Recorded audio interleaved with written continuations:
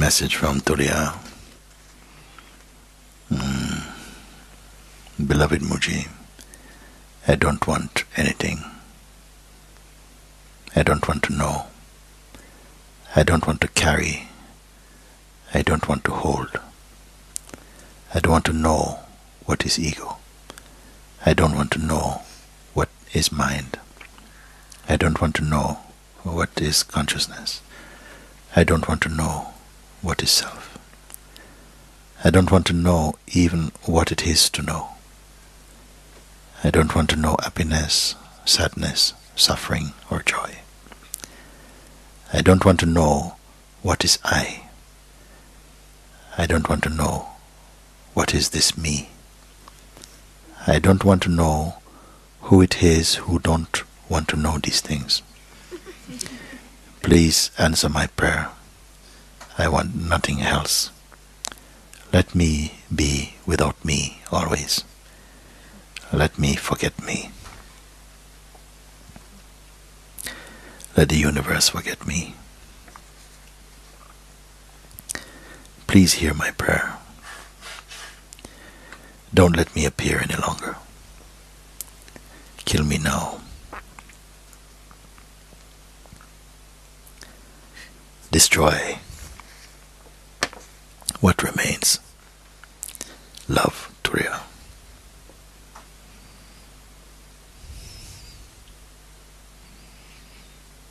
So be it.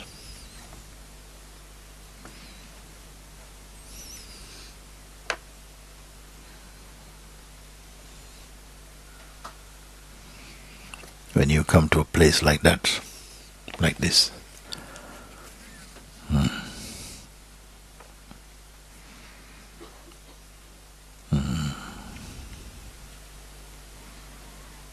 then you have run out of options. You run out of moves. When you don't have any attachment to any worldly treasures, then you will find what is priceless.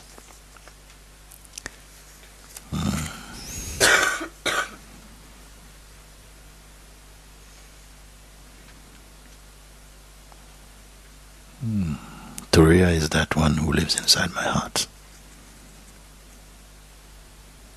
the undying one.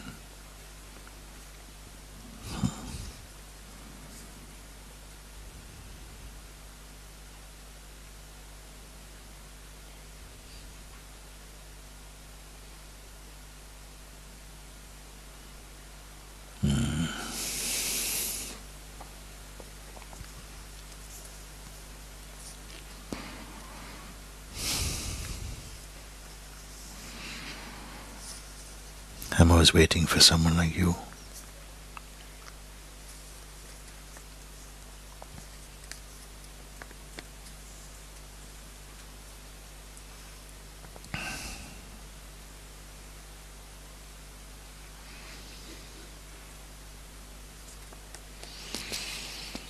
Very good.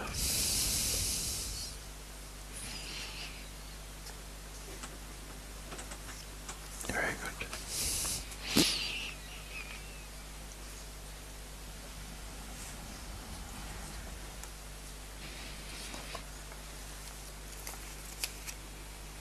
Okay.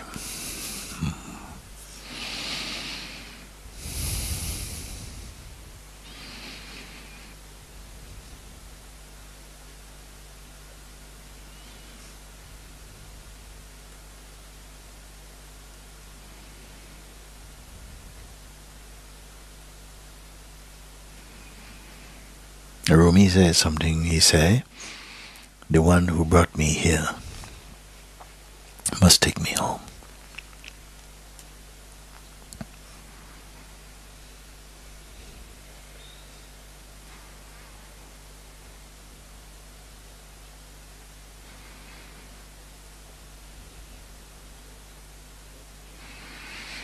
The one who brings you here, his home.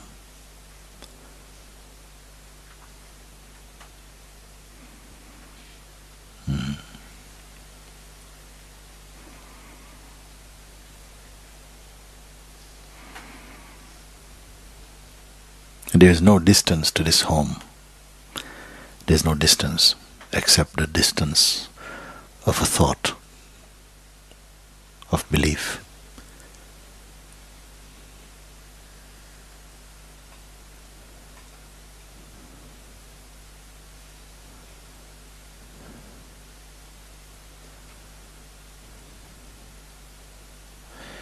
So satsang is only to remove this sleep, this delusion, this ignorance. And you'll find you are home. Living in the shape of the ego, with a sense of your own private autonomy, brings in the sense of separation and leaves us in a state of a powerful duality and a restlessness. But this restlessness is also part of our human story, because with the restlessness there will not be peace, and it is an impulse within us to search for what is peace, to search for rest. And for a while we are not conscious about it. For a while we're not conscious. This urge to be home takes many forms. For a while we hold many misconceptions about it. We may imagine that something that you can get in this world will somehow be the equivalent of this unity. But you are discovering that the unity is already wholesomeness within your own self. When we are in a state or stage when our mind is not dominated by arrogance, all these things become very simple to assimilate.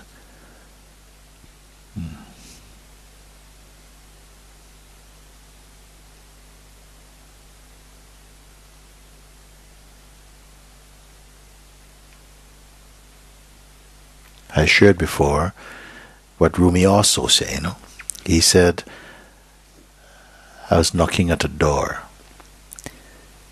Suddenly it opens. I have been knocking from inside. And this is something very, very beautiful and very true also. We are already the inside, imagining that we are outside, on account of the ego, on account of this limited identity, the sense of separation.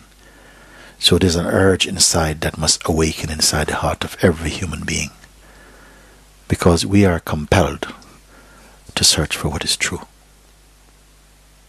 And until you find it, we experience a state of restlessness. But at some point an urge arises inside where the sense of separation becomes intolerable.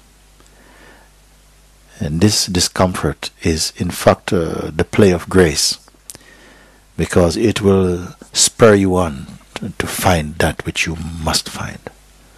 If not today, tomorrow, next month, next year, next life even. But once you come, it will never let you go. You must make your way home. When we believe that we are only flesh and blood and conditioning, the journey has a physicality about it. When you realize that you are consciousness or spirit or presence, everything is available now. If you are only flesh and form and name, then heaven becomes a place. But when you are consciousness, when you are presence, heaven is a state of being. We can enjoy both, just in the same way that we can enjoy the physicality of the universe. But at the same time, as you turn your attention within, you find that the inner universe is unbound.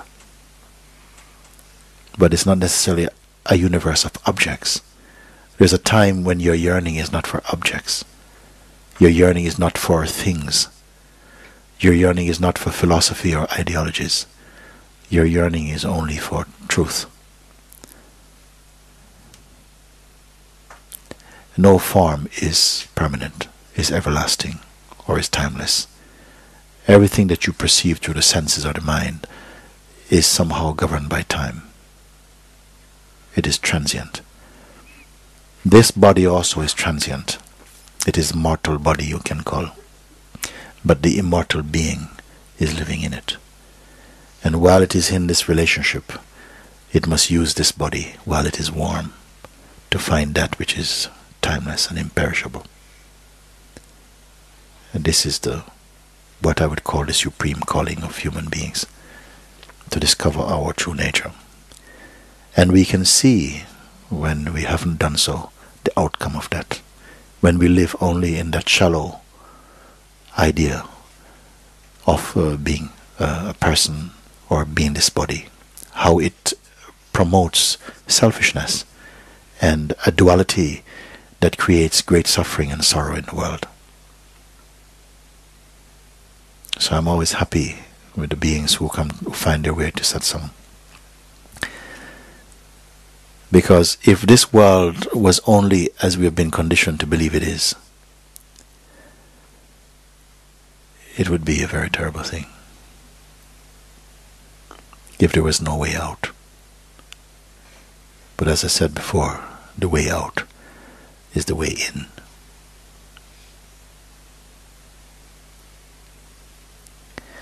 And there's always a way out, a way through, and a way to what we truly are.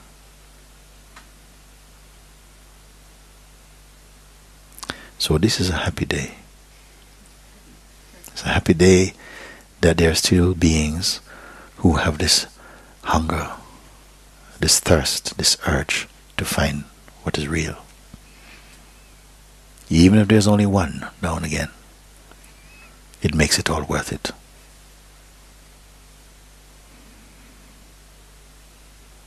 And you could be that one, or such a one.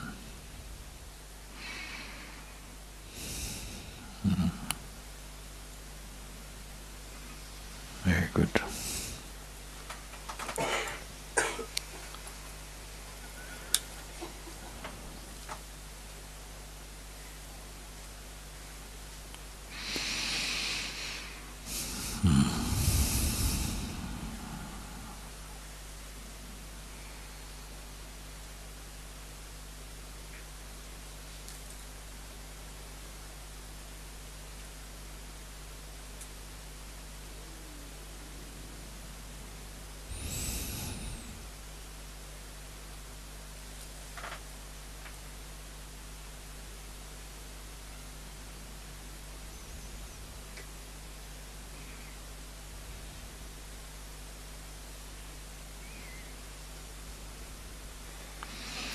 If this day, this moment, this time now, was all you have,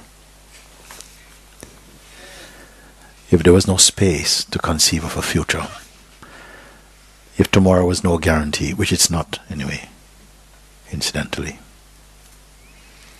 but if it was brought to your attention that we could not leave, we could not move on from this day, there's no tomorrow for anybody, that you could not return to your nest,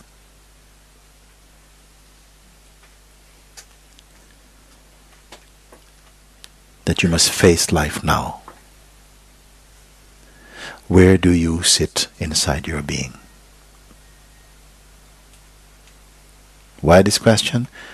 Perhaps to have a look at how much investment we have in our projections. Where are you now? Here. Yes.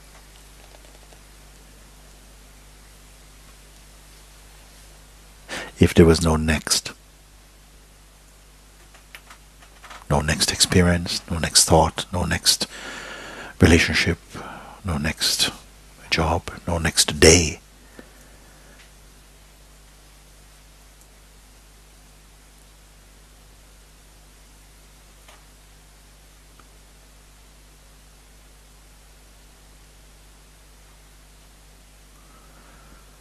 what is missing?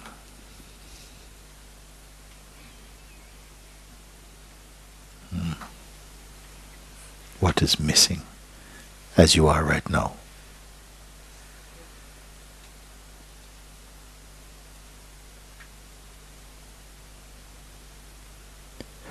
if even the imagination, because imagination will always offer you next. So no imagination. Inside your own sober being.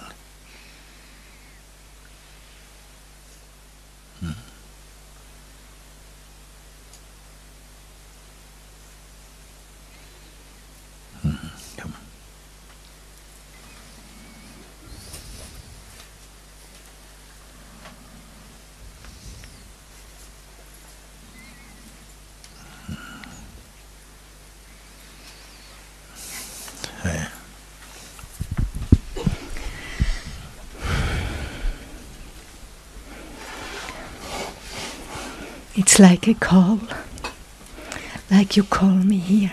Yeah.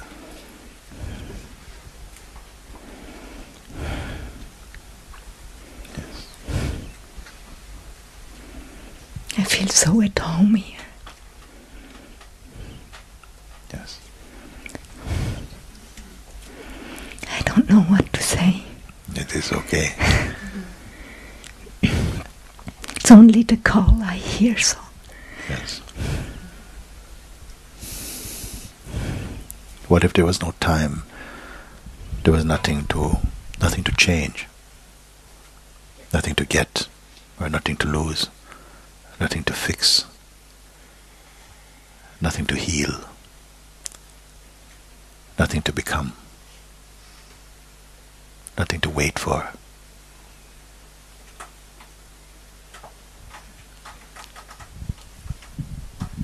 Yes, it's the best. Yeah. Nothing missing. Nothing missing.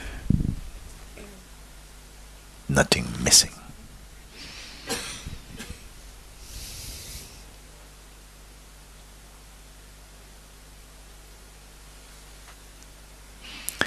And this is your natural state. This is your natural state.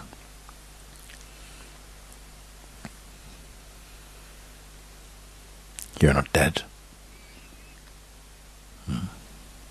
But not holding on to anything, any shape.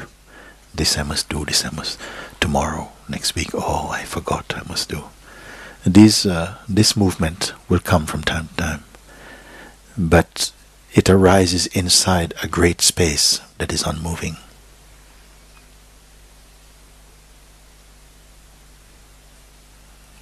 When your mind is established in and as this great space, then the ripples, the waves of the ocean can dance.